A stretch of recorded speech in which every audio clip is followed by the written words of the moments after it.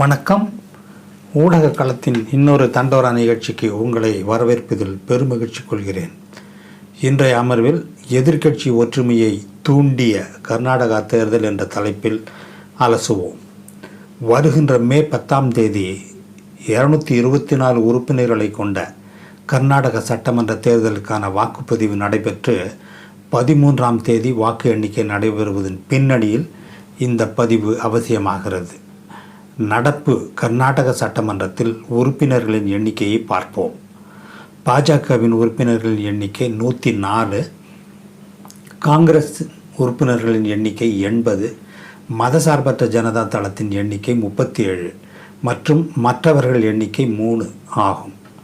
தனிப்பெரும் கட்சியாக பாஜக 104 இடங்களில் வெற்றி பெற்ற போதும் ஆட்சி அமைப்பதற்கு தேவையான எண்ணிக்கை 113 இல்லாததால் காங்கிரஸ் மதசார்பற்ற ஜனதாதள் கூட்டணி ஆட்சி அமைத்தது. 14 மாதங்களுக்கு பின் எதிர்முகாமில் உள்ள 15 உறுப்பினர்களை விலைக்கு வாங்கி பாஜக கொல்லைப்புறம் வழியாக ஆட்சியை அபகரித்து விட்டது. சரி, தற்போது தலைப்புக்கு வருவோம். இந்தியாவே இந்த தேர்தலையும் அதன் முடிவுகளையும் உற்று நோக்குகிறது.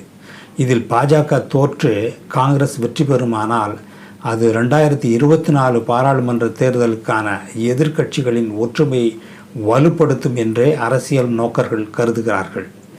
இந்த கருத்திற்கு வலு சேர்க்கும் விதமாக அமைந்திருக்கும் விடயம்தான் கர்நாடகத்திற்கான மோடி மற்றும் பாஜக பிரமுகர்களின் தொடர் வருகையும் பிரச்சாரமும். கடந்த 3 வாரங்களாக பாஜகவின் தேசிய தலைமை கர்நாடக மாநிலத்தில் முகாமிட்டு மக்களை சந்திப்பது, கன்னடர்கள் பெருமை பேசுவது, இந்துக்களை சிறுபான்மை மக்களுக்கு எதிராக ஒன்றிணைப்பது, போலரைசேஷன் போன்ற செயல்பாடுகளின் மூலம் இந்த தேர்தலை பாராளுமன்ற தேர்தல் போல் ஆக்கிவிட்டார்கள். மோடி தொடர்ந்து கர்நாடகாவிற்கு வருகை புரிந்து கூட்டங்களில் பேசுகிறார், வாகன ஊர்வலம் வருகிறார், மக்களை சந்திக்கிறார், மக்கள் நல திட்டங்கள் பற்றி வலியுறுத்துகிறார். கன்னடர்கள் வாழ்க்கை மேம்பட வேண்டும் என்றால் பாஜகவிற்கு வாக்களிக்க வேண்டும் என்கிறார். அமித்ஷாவோ ஒருபடி மேலே போய் கன்னடர்கள் மோடியின் ஆசீர்வாதத்தை வாங்க வேண்டும் என்கிறார். காங்கிரஸ் ஆட்சிக்கு வந்தால் கலவரம் வெடிக்கும் என்று இவர்கள் கூறும்போதே மணிப்பூர் கலவரம் நடந்தது என்பதே நகை முரண். பற்றி எரியும் மணிப்பூரை பற்றி கூட இவர்கள் கவலைப்பட்டதாக தெரியவில்லை. கர்நாடகாவில் வெற்றி பெறுவது அதைவிட முக்கியமாக அவர்களுக்கு தோன்றுகிறது. அவர்களின் ஏவல் நாயான ஊடகங்களுக்கும் தான். கர்நாடகாவை அவர்கள் குறிவைக்க இன்னொரு முக்கிய காரணம் உண்டு. தென்னிந்தியாவில் கால் பதித்து ஆட்சியை பிடிக்க ஏதுவான ஆய்வுக்களமாக டெஸ்டிங் லெபார்டரி கர்நாடகாவை தேர்ந்தெடுத்து செயல்படுகிறார்கள் என்பது அரசியல் நோக்கர்களின் கணிப்பு. தெலுங்கானாவில் கேசிஆர் பலமாக இருக்கிறார். ஆந்திராவிலும் அவர்கள் நுழைய முடியாது. தமிழ்நாட்டிலும் கேரளாவிலும் அவர்கள் கற்பனை செய்து கூட பார்க்க முடியாது. கர்நாடகாவில் காங்கிரஸ் முன்பு போல் பலமாக இல்லை. மதசார்பற்ற ஜனதா தளமும் பலமாக இல்லை. ஆகவே அங்கு அவர்கள் சோதனை செய்து பார்க்க முயற்சிக்கிறார்கள். அந்த முயற்சிக்கு முழு பலத்தையும் பயன்படுத்தி உழைக்கிறார்கள். கூடவே சங் பரிவார் அமைப்புகளான RSS, பஜ்ரங் தள், இந்து சேனா போன்ற அமைப்புகளின் சங்கிகள் 24 மணி நேரம் களப்பணி ஆற்றுகிறார்கள். கடந்த 4 ஆண்டுகளில் இஸ்லாமிய இன வெறுப்பு பிரச்சாரத்தில் இவர்களின் பங்கு அளப்பரியது. ஆட்சியில் உள்ள பாஜகவின் ஆதரவாளராக களத்தில் இவர்கள் சிறுபான்மையின வெறுப்பை பல்வேறு செயல்பாடுகளின் மூலம் விதைத்து கொண்டே இருப்பார்கள். ஆட்சியாளர்களின் நேரடி ஆதரவும் அதிகாரிகளின் மறைமுக ஆதரவும் இவர்களுக்கு எப்போதும் இருந்ததுதான் வேதனை. கடைசியாக வந்த தகவலின்படி ஆளும் பாஜக பெரியதொரு மத மற்றும் சாதிய அணிதிரள்வை ரிலீஜியஸ் அண்ட் காஸ்ட் போலரைசேஷன் முன்னெடுத்து பார்த்தது.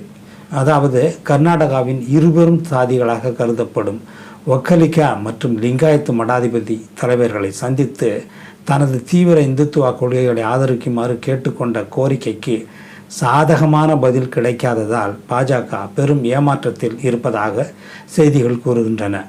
உதாரணத்திற்கு, ஒக்கலிக்க மடாதிபதி ஒருவரை சந்தித்த பாஜக தலைவர்கள் திப்பு சுல்தானை கொன்றவர்கள் 2 ஒக்கலிக்க கிளர்ச்சியாளர்கள் என்றதொரு புதிய கதையாடலை வற்புறுத்த சொன்னபோது அவர் தீர்க்கமாக மறுத்துவிட்டார். ஆங்கிலேயர்கள் தானே அவரை கொன்றார்கள். மேலும் எங்கள் சாதியும் இஸ்லாமியர்களும் மத நல்லிணக்கத்தோடு வாழும்போது இதை நான் ஏன் செய்ய வேண்டும் என்று கூறியது பாஜகவினரை வருத்தமடைய செய்துவிட்டது. அடுத்தது லிங்காயத்துக்கு வருவோம்.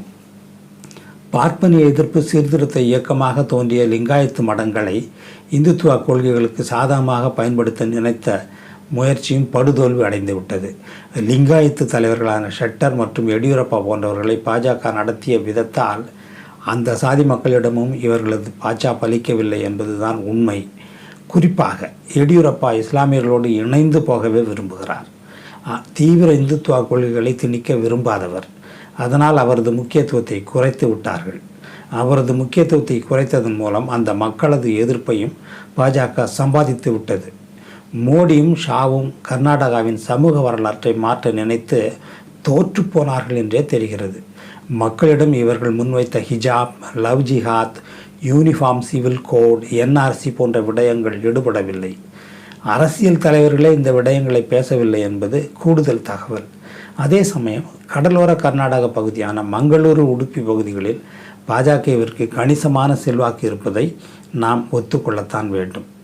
மேலும் கூடுதலாக ஆட்சிக்கு எதிரான உணர்வை, ஆன்டி இன்கம்பன்சி சென்டிமெண்ட், காங்கிரஸ் எந்த அளவு பயன்படுத்தி ஓட்டு அறுவடை செய்கிறது என்பதை பொறுத்தே எதிர்க்கட்சிகளின் ஒற்றுமை வலுப்பெறும் என்ற நம்பிக்கை பலம் பெறும். பாஜகவை பாதிக்கின்ற இன்னொரு முக்கியமான விடயம் ஊழல் பிரச்சனை ஆகும். ஊழல் பிரச்சனை எல்லா இடத்திலும் இருக்கின்ற போதிலும் கர்நாடகாவின் அளவுக்கு அதிகமான ஊழல் பாஜகவின் பிம்பத்தை வெகுவாக சீரழித்து விட்டது. வெளிப்படையாகவே 40% குற்றச்சாட்டை காங்கிரஸ் முன்வைத்தது. ஒரு அமைச்சரின் பிரதிநிதி பல கோடி லஞ்சம் பெறுவது ஊடகங்களில் வெளிப்பட்டு கட்சியின் பெயர் கெட்டுப்போனது. பேடிஎம் என்ற உச்சரிப்பை கொண்ட பேசிஎம் என்ற சொல் படித்த நடுத்தர மக்கள் மனதில் கொண்டு செல்லப்பட்டது. அதாவது 40% சிஎம்முக்கு கொடுத்தால்தான் வேலை கிடைக்கும் என்பதை குறிக்கும் பிரச்சாரம்தான் அவைகள். 40% அரசாங்கம் மற்றும் பேசியம் போன்ற பிரச்சாரங்கள் மக்களிடம் சென்று சேர்ந்து விட்டன. காங்கிரசுக்கு இது ஒரு நேர்மறை சாதகமான அம்சமாகும். இதை அவர்கள் நன்றாகவே பயன்படுத்தி கொண்டு விட்டார்கள். கர்நாடகா பாஜகவில் இன்னொரு குழப்பமும் நடந்தேறியது. சட்டமன்ற தேர்தலுக்கு சீட்டு வழங்குவதில் தமிழ்நாடு பாஜக தலைவர் அண்ணாமலையின் ஆதரவாளர்கள் என்று கருதப்படுகின்ற BL சந்தோஷ், CT ரவி மற்றும் தேஜஸ்வி போன்ற தீவிர RSS ஆதரவாளர்கள் தலையிட்டால் பல மூத்த தலைவர்களுக்கு சீட்டு மறுக்கப்பட்டது. பல பேர் காங்கிரஸுக்கு தாவ வேண்டிய சூழலும் உருவாக்கப்பட்டது.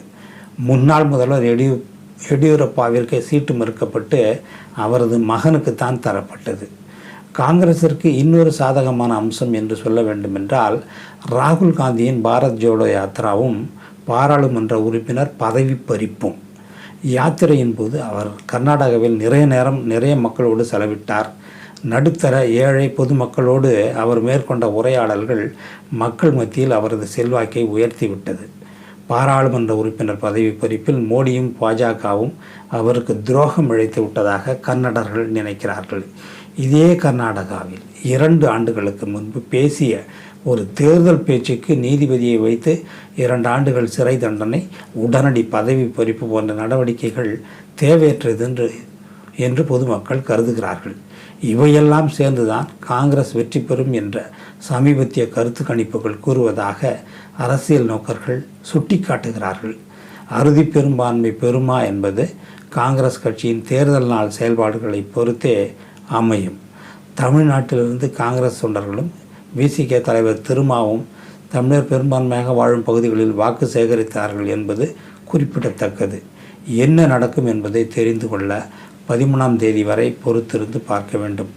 லைக் பண்ணுங்கள், ஷேர் பண்ணுங்கள், கமெண்ட் பண்ணுங்கள். நன்றி, வணக்கம்.